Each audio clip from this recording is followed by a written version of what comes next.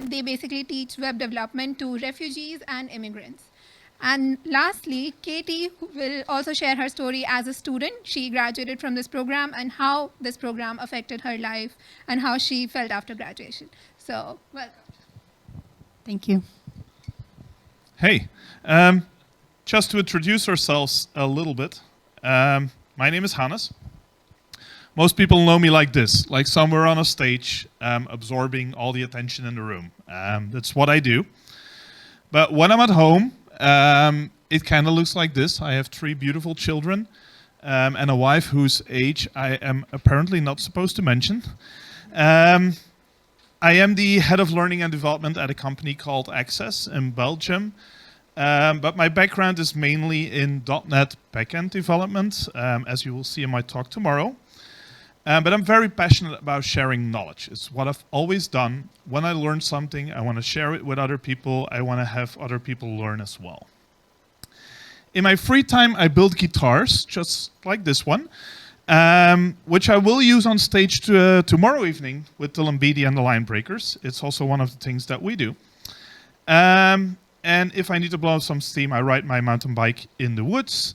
And I play chess badly. I started playing when my son started playing. I can still win from him, but that's about it. And since recently, I can call myself a Microsoft MVP.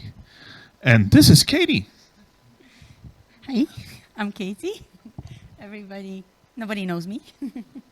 But now, well, I have 2 beautiful daughters, which is 17 and 4. And my husband's name is Johan. I am starting on Monday new position as a front-end developer at Wellbeing AI in Belgium.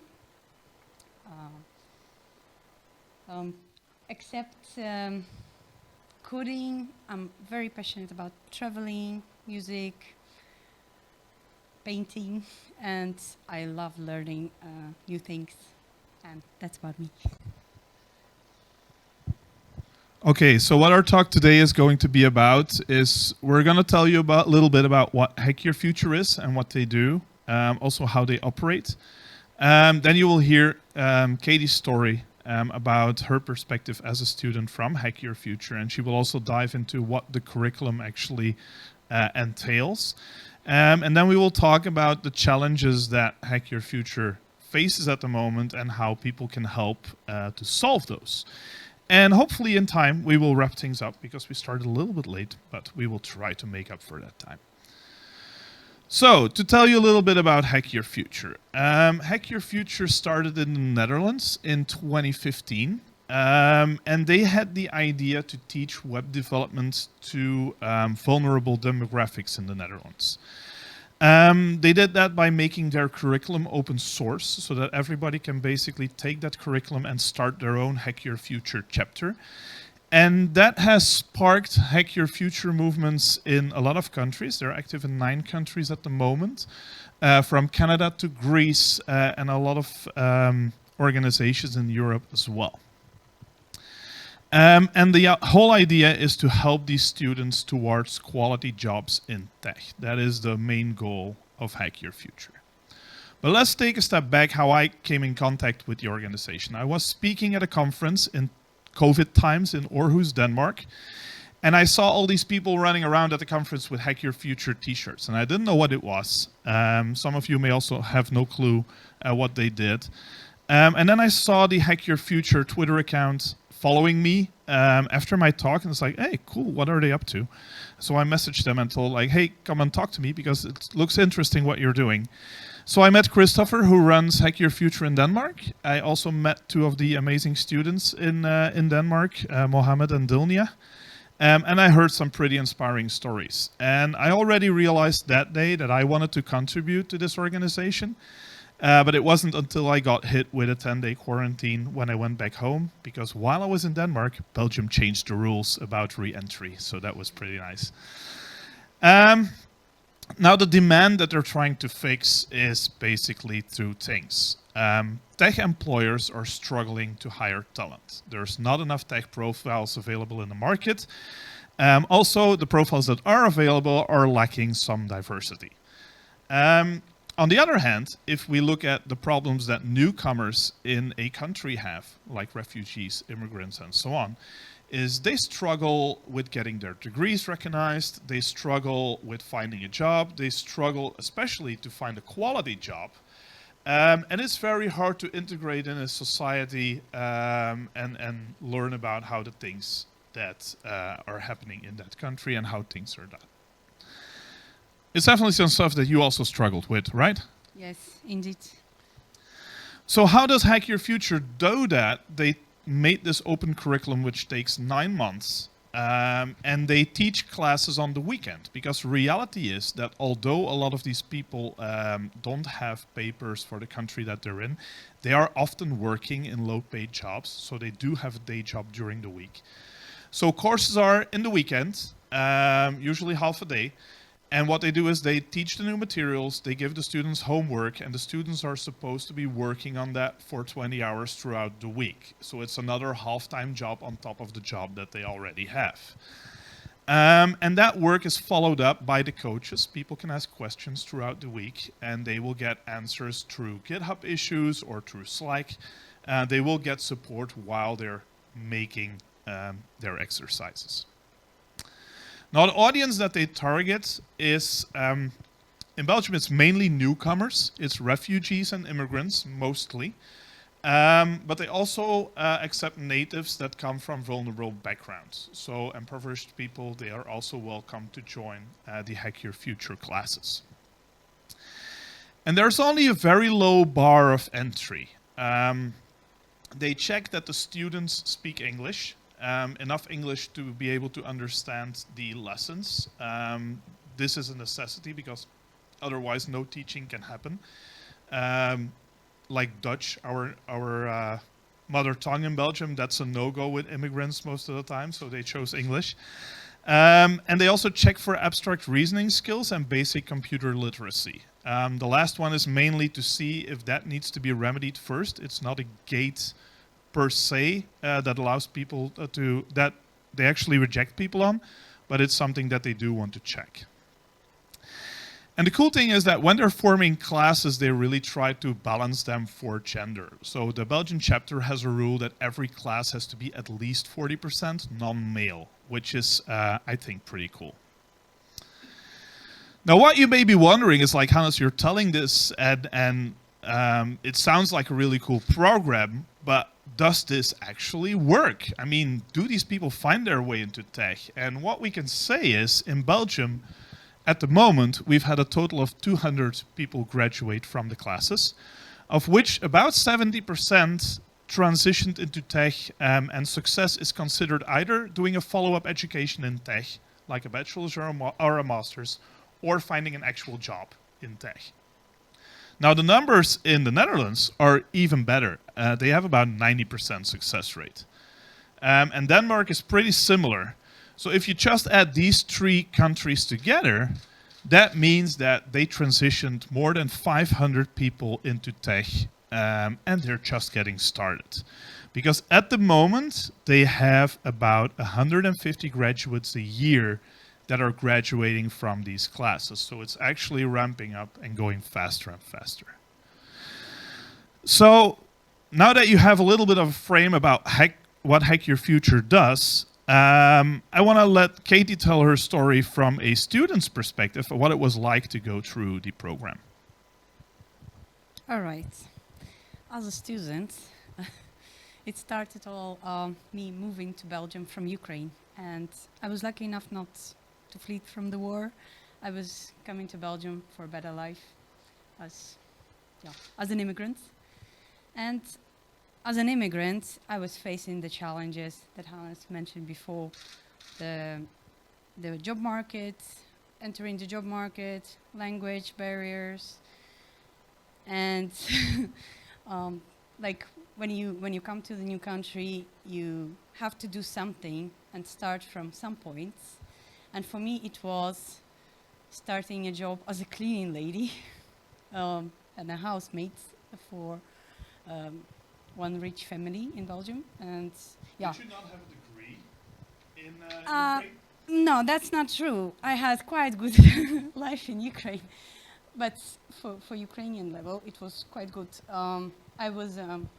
I have a degree in architecture, and I was working as an interpreter in Ukraine. So and then from that level, when you go and you migrate and you start like a clean lady, you say to yourself, ah, this is not the level where I want to be in this country. I want to go a bit higher.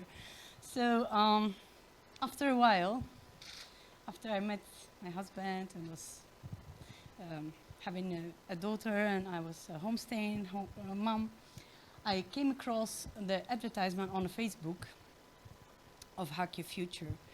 And this post was shared by a girl, and that triggered me because when you see a girl sharing something that she graduated at Hack Your Future and she's starting a job as a junior developer, I said, oh my God, perhaps I can try myself and see if it's something that I could do.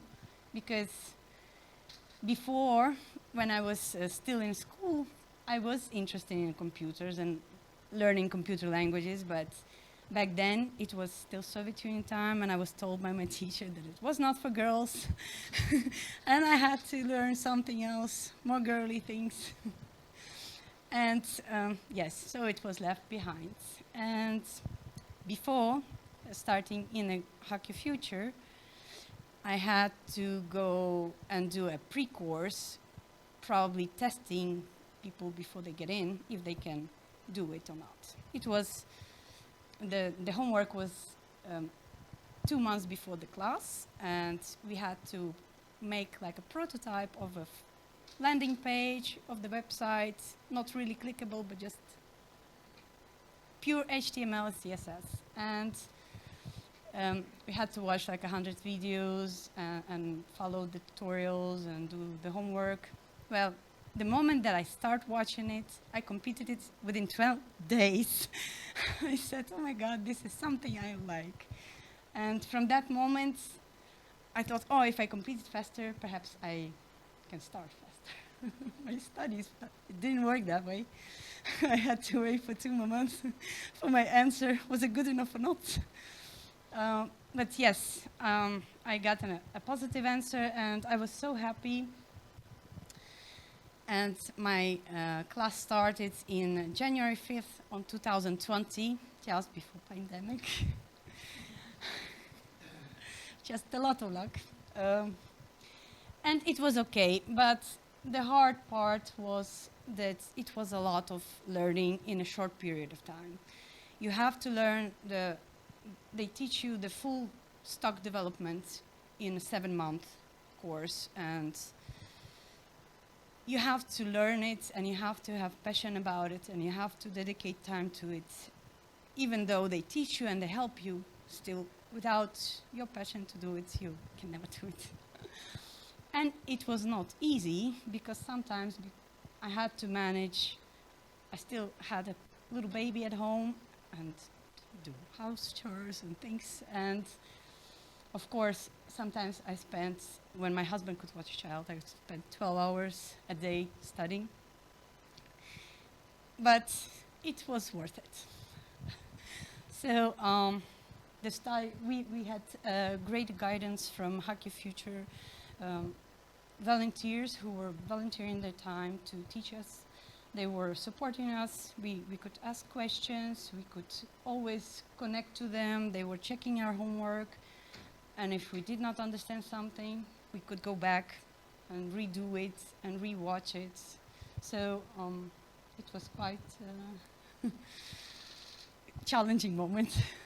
But through the studies, after the studies, we have to present like a project, the project to show what we learned, because each day we learn something new, and it's level up from HTML, JavaScript, React, and so on. And we had to put it all together in our project.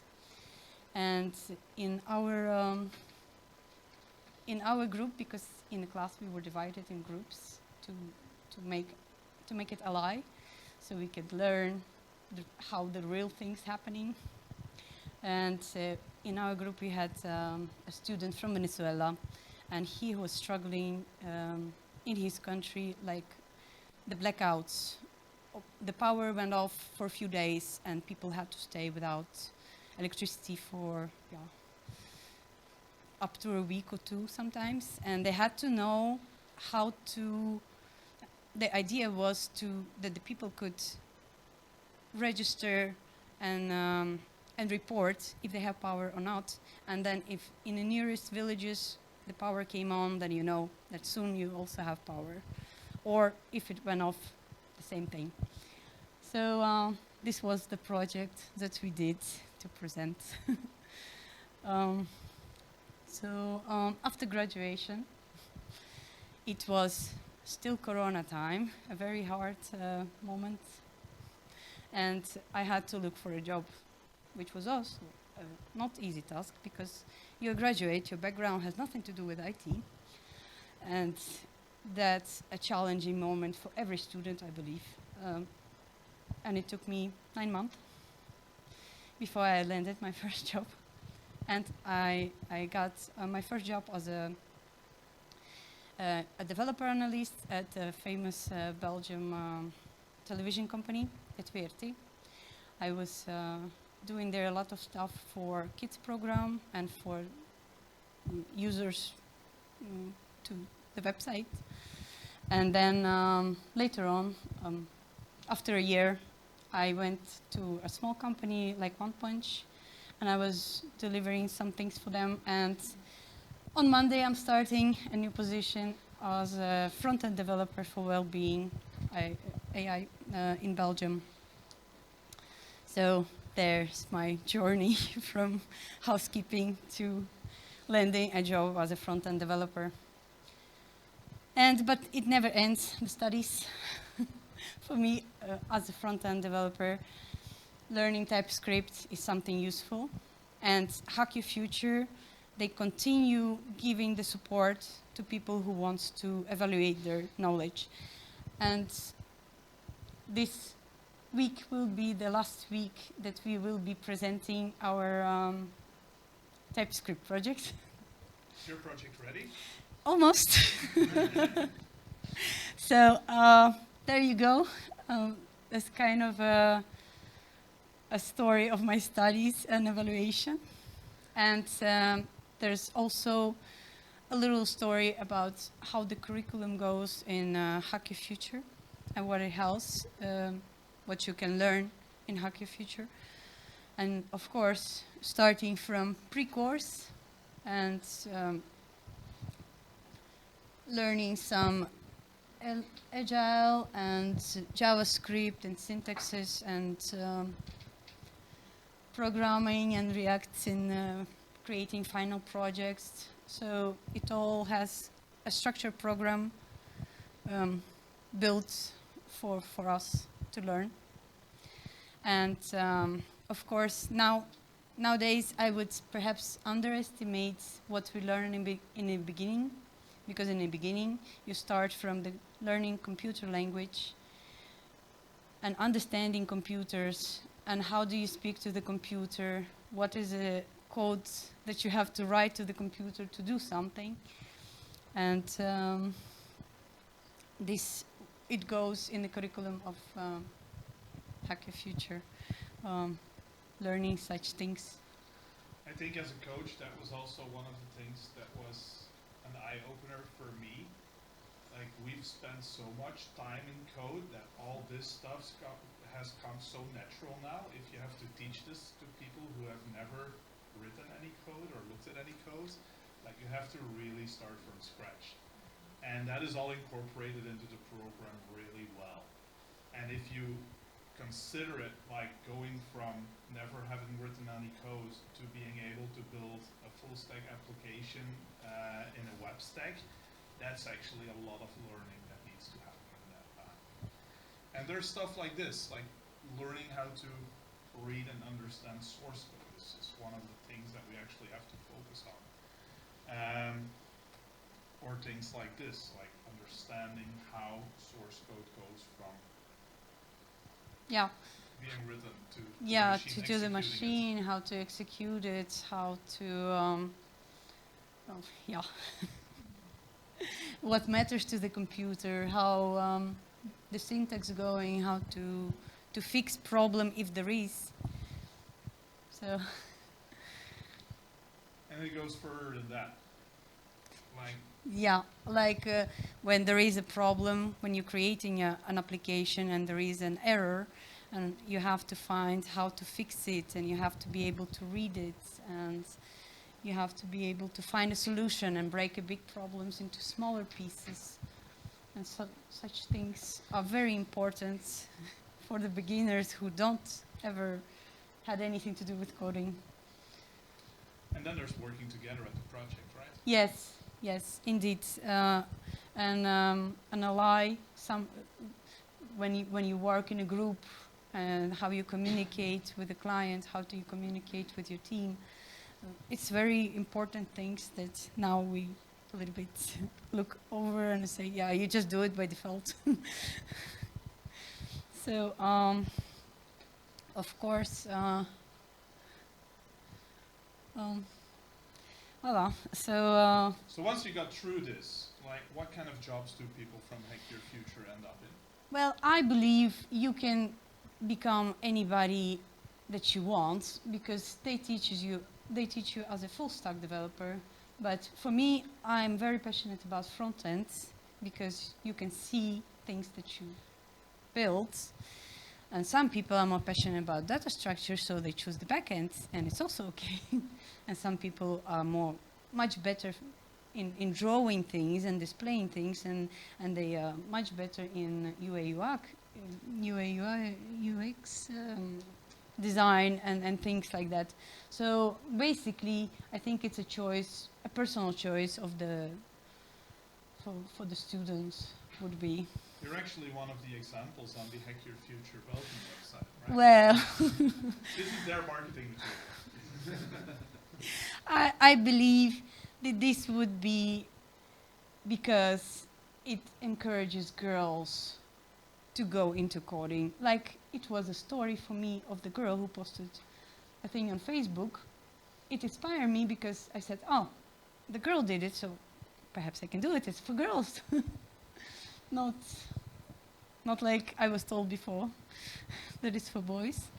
So yeah, it's also hard work. It's also a lot of studies. It's also a lot of things that you have to like what you do, because that is what it's about. So maybe one more thing. You went through this and you worked really hard to get to the end, and you're now successfully working in tech. You mentioned a lot of times the support that you got from Hack Your Future. Do you see that maybe this organization can also improve in some places? Well, it needs help. It definitely needs help of people volunteering their time to dedicate their time to the students on the Sundays, because when I was studying during Corona times, it also was a bit challenging for coaches to be there if they were sick or they were not feeling good or things like that, or perhaps it was a lack of people. And of course, yeah, sorry. No, that's okay. From working with Hack Your Future, we've seen that there's the way that they work at the moment is they put out these. I'm focusing on these 3 countries because I'm in direct contact with them. They're structured as 3 nonprofit organizations, and the organizations are partially government funded.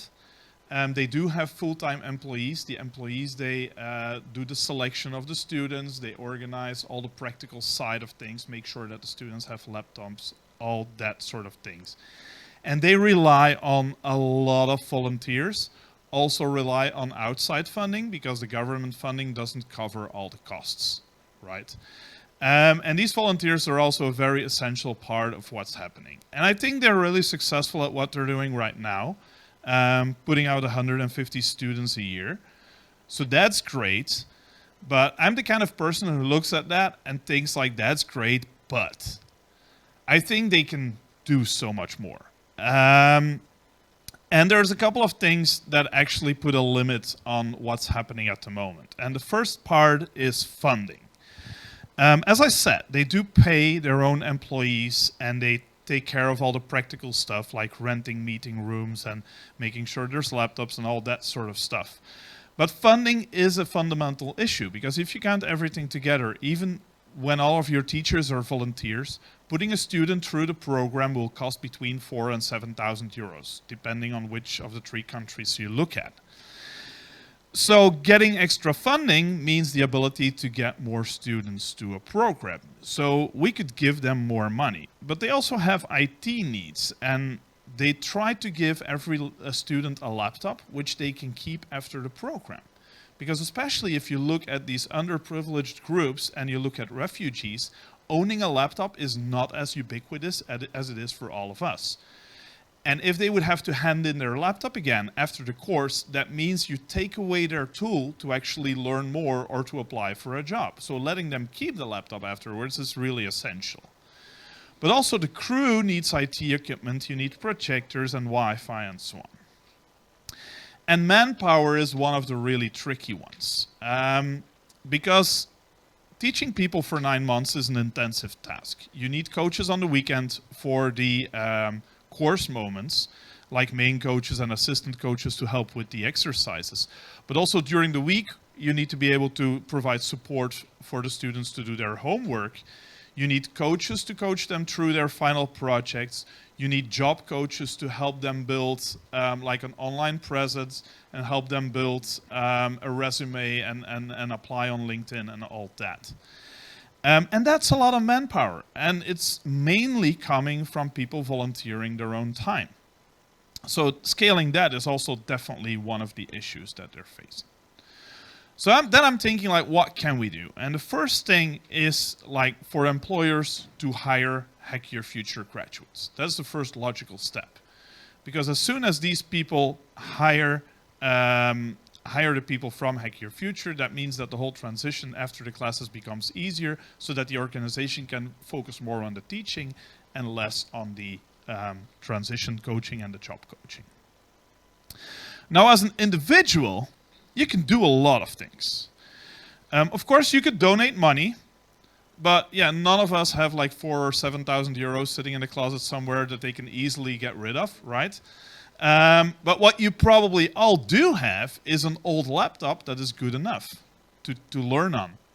If you donate your old laptops to Hack Your Future or any organization like this, it will be put to use and it will be a very valuable tool to a student that gets to use it.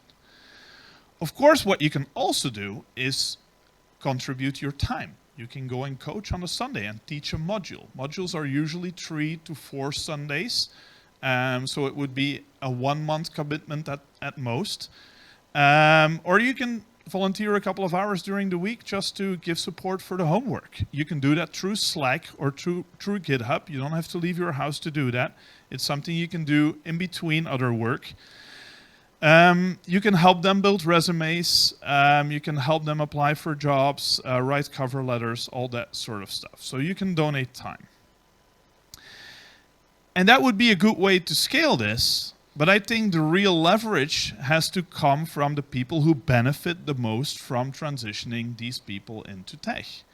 We need employers to actually contribute and pay for this program and actually make sure that this is able to scale up. And that's what I did. I'm always the kind of guy who goes to his boss to see if we can do more than what I would just be able to do by myself. And of course, as I said, like you can hire Hack Your Future graduates. Companies have more money and also more old laptops because a lot of people have like a cycle when their support on laptops end, they replace them anyways. The laptops are not broken. So we usually have a stack of 15 sitting in the cupboard. So whenever a new Hack Your Future class starts, we just donate the stack that we have. Very easy, doesn't cost us anything. Otherwise, we would give them to a school or whatever. They would not go to waste. But it's a very easy way to reduce the amount of money that Hack Your Future needs that doesn't cost our company anything. What we also do is we offer our training rooms, because Hack Your Future usually has to rent them on the weekends, but we're not using ours on the weekends. So all we have to do is go through the logistics of giving someone a key. That's it. And that's not that hard to do, because usually one of our people is coaching anyway, so we just hand them the key and you can use the training room. But it saves them about between 500 and 1,000 euros a week for just not having to rent the room. And for an organization like that, that's a lot of money. And then the last part, and that's the part that I think we made the biggest difference on, is if our people go and coach at Hack Your Future, we consider that weekend time as work time, which means that they can recuperate it on another day during the week or later in the month, whatever they please, which basically makes it a lot more sustainable for people to go and coach. Because what Hack Your Future was faced with before we started doing this is that coaches would do one module and then maybe another module for the next class, and that was it. They would never see them again, because sacrificing your Sundays is a painful thing. It is your free time, and you're counting on that to be your free time. So keeping up with this is a very hard task if it's your own time. But if you can take then the Monday off, or the Wednesday afternoon when your kids are home from school, that becomes a whole different story. And what we've been seeing is that the coaches that we have at Access who are now coaching at Hack Your Future, they have done 10, 15, 20 Sundays, and they still like doing it because it's much more sustainable like this. And I think it's a responsibility as successful tech companies to do that. I know that most companies that you work for as tech people, they do have extra cash flow. They can afford to do these things. And contributing here is actually going to make a huge difference. So, let's wrap things up, shall we? We have 9 minutes, so that's good. That's going to be fine. So, we do have 9 minutes, right? Yeah. So what I'm going to plan to do from here on, I do coach. I did some coaching for the .NET masterclass that's going on, which I coordinated, by the way. It's something similar to the TypeScript program that Katie is in. These are masterclasses that we do for people who are already graduated and who want to expand their skills. I'm also going to keep pushing my employer to do more. We're already doing all the things from the previous slide except hiring people, and that is a battle that I'm still fighting. And I'm going to keep fighting that battle. And the main thing for me is doing talks like this. I want to get as many companies involved as I can, because I know that if we're not just Access, but we are more companies who do this, we can actually make a huge difference in the world. And I really want to invest my energy there. What are your plans? Well, I will continue involving myself as a programmer and help newcomers in Hack Your Future. I will also continue learning, because it never stops. And I would like to share my knowledge with Hack Your Future students and help them to apply for a job and to create a resume and to not give up when there is a challenge to get a job, because I got many rejections before I got approval. And it's okay, because the background was not expectedly with the college degree or something in IT, and it's okay. So I will continue saying my story to encourage other girls that it's possible to do it, because if they want to. So that's my plan. Cool. Because there's one big elephant in the room. Every person who graduates from this program is not just a graduate. It's somebody who is now able to earn a really decent salary in a high quality job. It's somebody who starts paying taxes in the country that they're in, so they're contributing to society.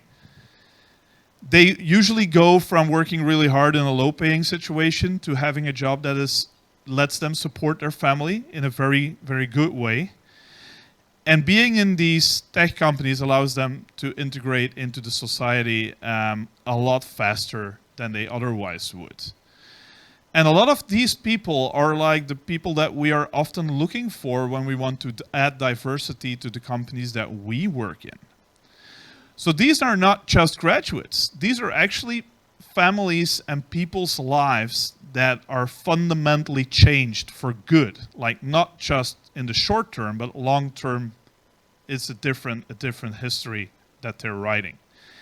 I really want to make those 150 into 300 and maybe more after that. And I hope that all of you will maybe pick this up with your employer or start contributing to your local Hack Your Future. And if you don't have one, consider getting some people together, taking the curriculum, and maybe starting a local chapter as well. I thank you all for being here. It's nice to see a full room. If you have any questions, you can come, and we have 4 minutes, so that's good. We can answer a few. Otherwise, you can see us in the hallway and ask more questions.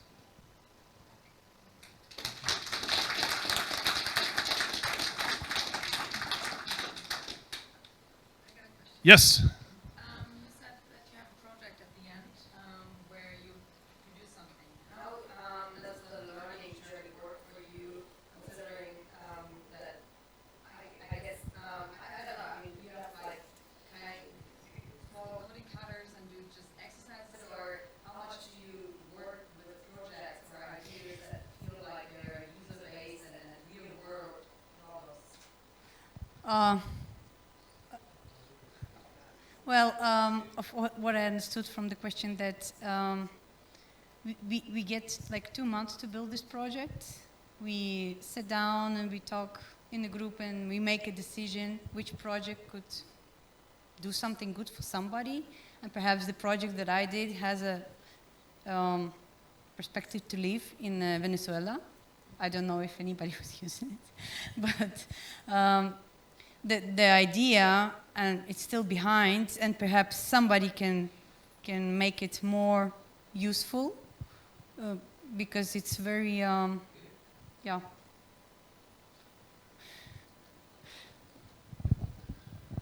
Also, the program, the first 7 months, it's all katas and exercises, so there's no project that's woven throughout the entire course. But then the last 2 months, there is a full-blown project where they have to apply working in an agile way in a team, building like one thing for 2 months. I know that that's not the scale of the projects that we usually end up writing, but at least they are faced with working with other people and resolving Git merge conflicts and stuff like that, right? Yes, that was Danny. The project that you are making, so with the light project with Venezuela, is it only the front end and the UI, but it's also the whole back end that your team has built? it was front end and back end because we learn at the Hack Your Future, we learn also the nodes and working with databases and SQL and building backends and data structures, but it was not my favorite. Well, that's where we differ, right? Yes. I try to stay away from front end as much as I can. Any other questions? I have a question. So, working with people who are changing their careers. So what I noticed is usually the hardest thing is to get through the no's. When you go into the interview, or even don't accept, you aren't accepted into the interview, you get a no, and then another no, and then a no, and then a maybe, and then a no. So what helped you personally to get through that? Well, I guess personally it was I got a lot of no's.